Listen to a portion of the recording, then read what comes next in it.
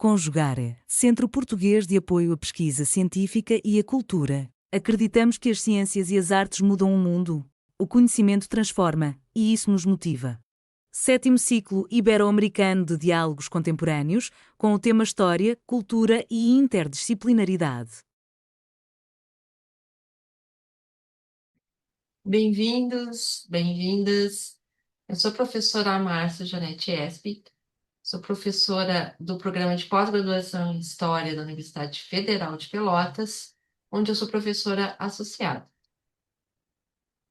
Olá, pessoal. Meu nome é Betânia Luiza Lessa Werner, sou bacharel e mestra em História também pela Universidade Federal de Pelotas e atualmente doutoranda em História pela Universidade do Estado de Santa Catarina.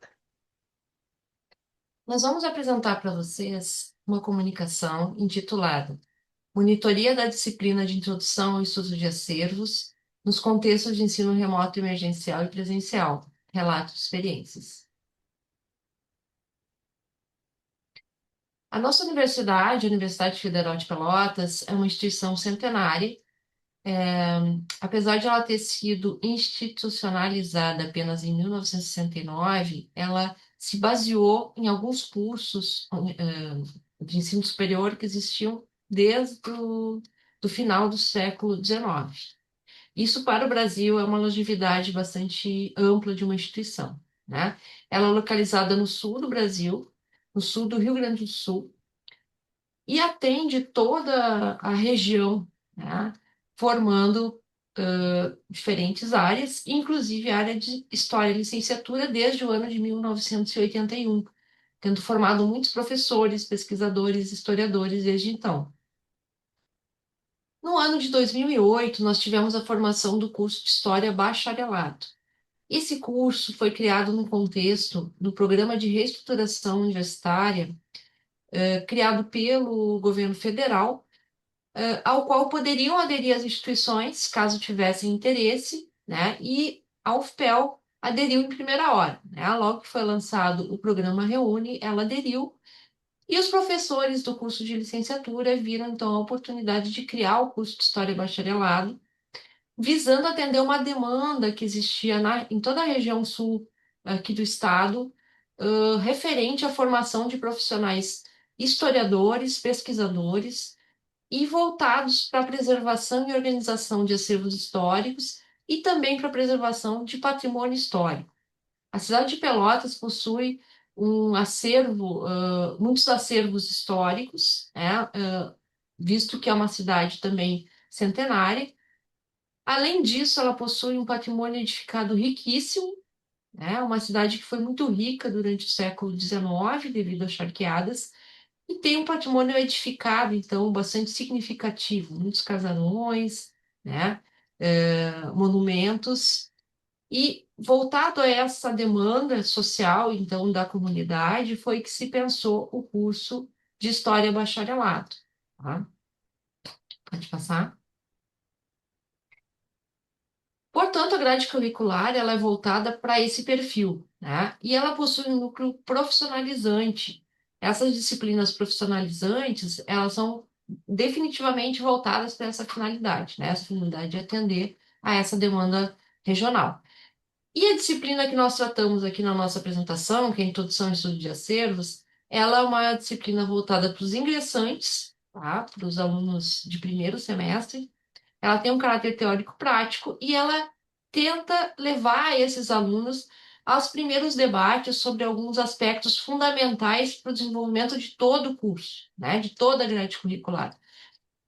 Conceitos como documento histórico, acervos, preservação, né, todas essas questões que são tanto da área da história quanto de outras áreas, né, então, é uma disciplina interdisciplinar. Ela dialoga com arqueologia, ela dialoga com conservação e restauração, com várias outras disciplinas. É uma disciplina, então, fundamental para a formação dos nossos alunos e central para a continuidade dos estudos ao longo da grade curricular. A apresentação que nós trazemos para vocês, ela vai comparar uma experiência de monitoria dentro dessa disciplina de introdução e estudo de acervos, no período pandêmico, no período em que as atividades foram realizadas de forma remota, né? A partir da pandemia em 2020, logo em seguida nós iniciamos os trabalhos remotos, e essa experiência aconteceu nos anos de 2021, no formato remoto, e 2022, no formato presencial. Então, julgamos, eu e Betânia, que se tratava de um aspecto interessante para realizar uma comparação das experiências entre ambas as situações.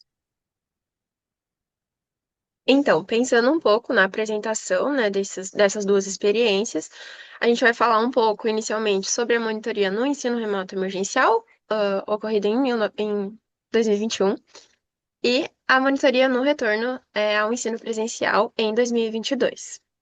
Em relação ao ensino remoto emergencial, né, e a prática da monitoria nesse contexto, a gente conseguiu observar, né, o afastamento dos estudantes em relação à sala de aula e a atuação, né, da monitora enquanto essa mediadora, tanto entre discentes e docente, quanto entre os discentes e o próprio universo, né, e o ambiente universitário. Em um primeiro momento, pensando, né, preocupadas com esse afastamento, foram criados então canais de comunicação onde os alunos poderiam demandar, né, sugestões, dicas de estudo, mas também agendar, né, momentos para retirada de dúvidas e discussões sobre os conteúdos da disciplina. Também foi utilizada, né, a monitoria a partir do apoio, né, no uso da plataforma utilizada pela instituição nesse momento para a realização das aulas síncronas e o acompanhamento, né, desses encontros também.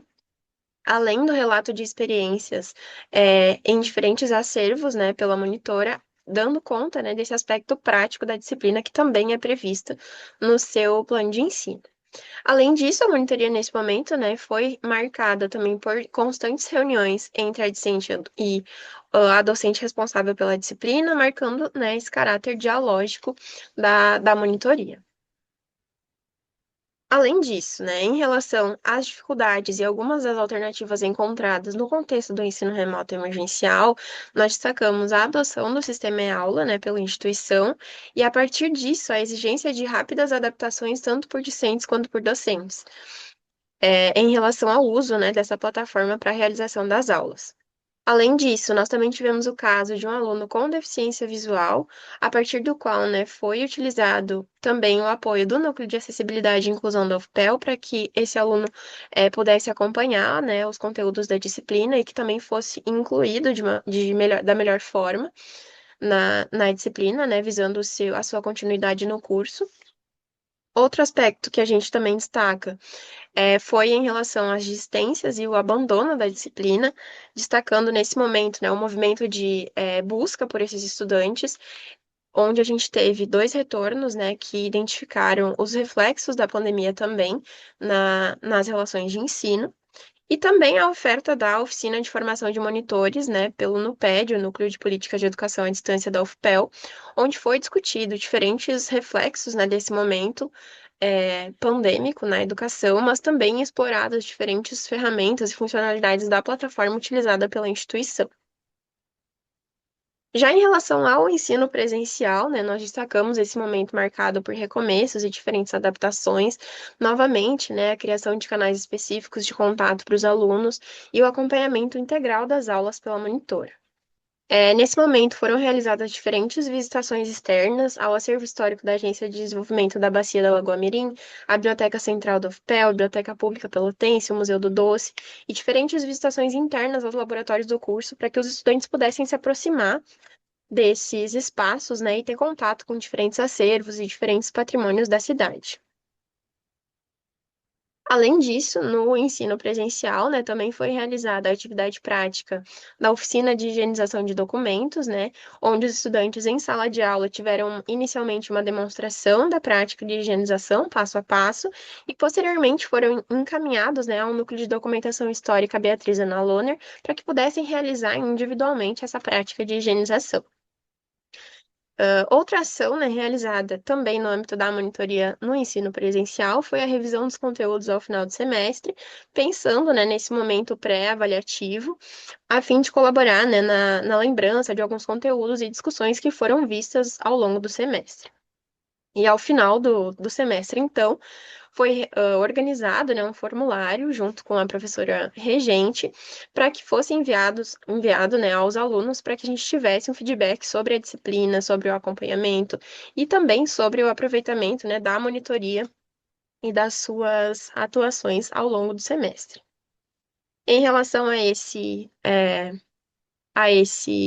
formulário, foram então propostas, né, essas 7 questões aos alunos, e a partir do retorno deles, a gente conseguiu perceber o quanto a monitoria teve uma atuação bastante positiva nesse momento, foi bastante positiva no sentido de instrumentalizar os alunos em relação às discussões da disciplina e também foi destacado, né, muito positivamente as atividades práticas que foram realizadas.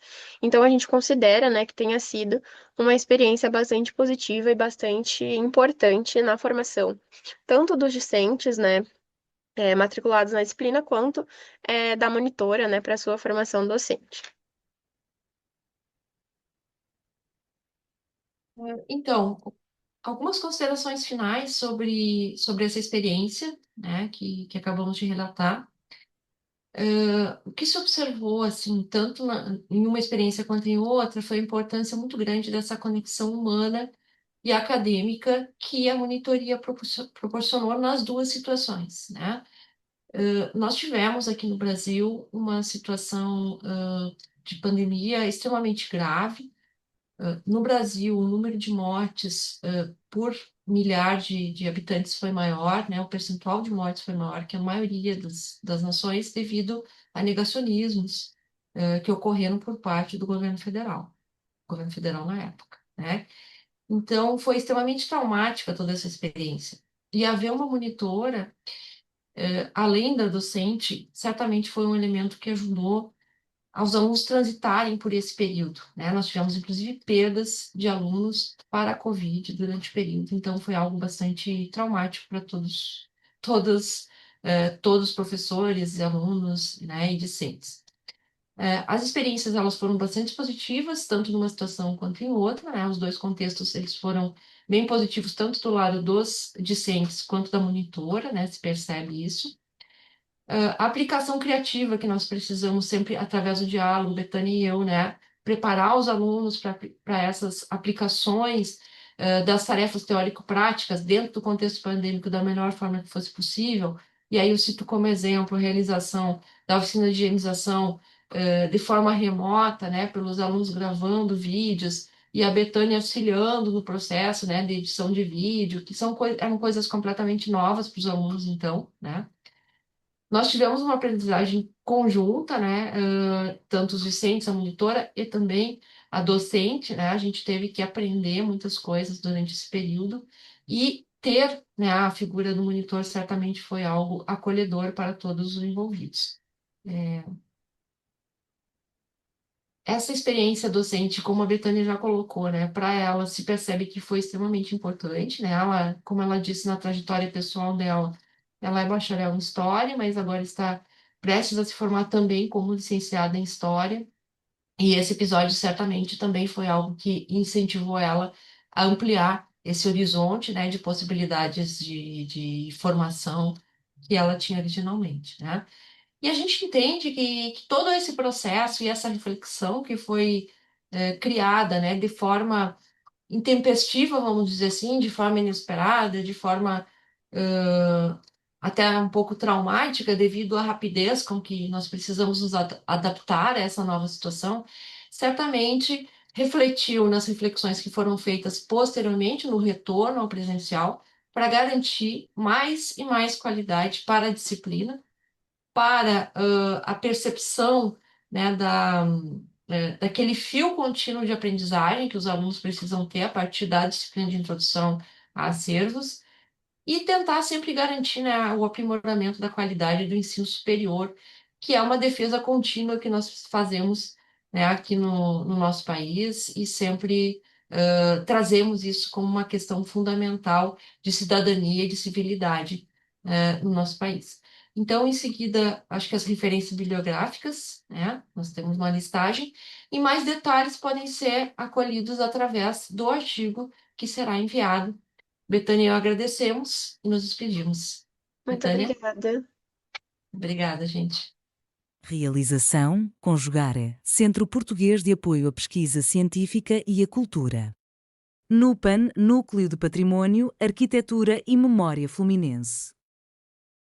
Programa de Pós-Graduação em Património, Cultura e Sociedade da Universidade Federal Rural do Rio de Janeiro.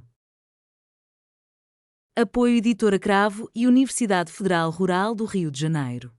Inscreva-se no canal, comente, curta e compartilhe. Obrigado por assistir.